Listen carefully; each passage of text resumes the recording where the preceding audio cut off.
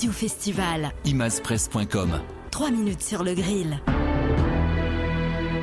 Serge Kamachi, bonjour. Bonjour. Alors, vous avez reçu l'investiture de l'UDI. Jean-Paul Virapoulet a reçu l'investiture de l'UDI. Il y a un couac, là.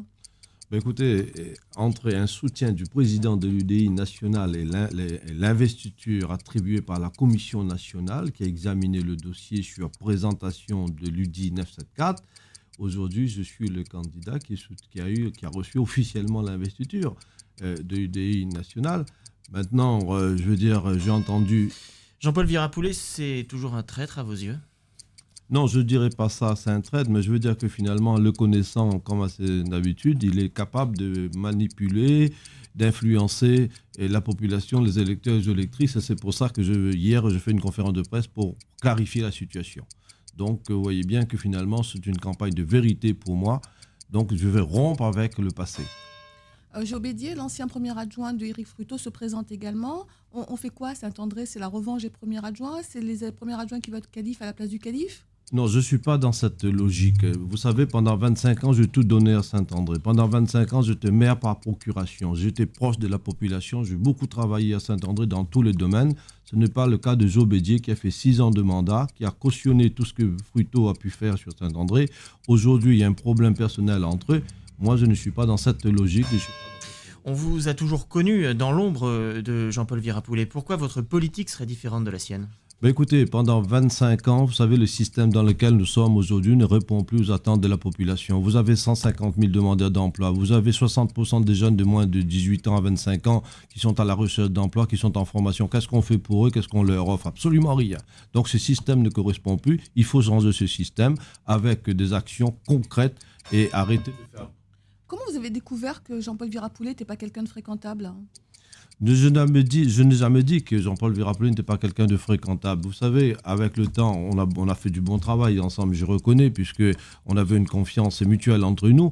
Mais à un moment, ça suffit, puisqu'il a perdu en 2008, il a perdu en 2010, il a perdu en 2011 au cantonal, il a perdu le sénatorial.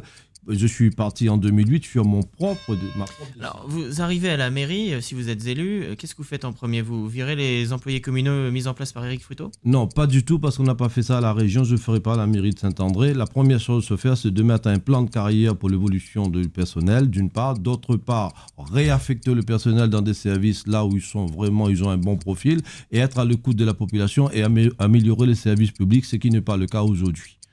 Comment vous faites pour convaincre les électeurs de Saint-André de voter pour vous ? Vous leur promettez plein de contrats aidés ?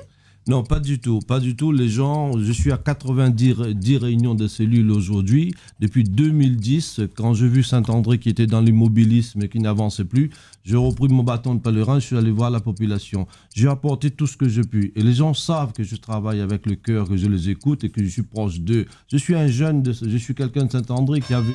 Si vous ne passez pas le second tour, vous appelez à voter pour qui ? Fruto ou Virapoulet ? Écoutez, je ne suis pas dans cette logique pour l'instant. Le premier tour, c'est le 23 mars, mais je suis sûr que j'arriverai dans le premier. Donc, pour moi, il n'y a pas d'alliance, il n'y a pas d'union. C'est l'UDI Paris qui veut vous mettre en place ? Paris commande à nous comme est là ? Non, c'est pas ça. C'est-à-dire que Jean-Paul Virapoulet, il a toujours dit Paris commande pas nous. Mais là aussi, je voudrais éclaircir cette situation. Quand ça l'arrange, Paris commande à nous. Quand ça l'arrange pas, Paris commande pas nous.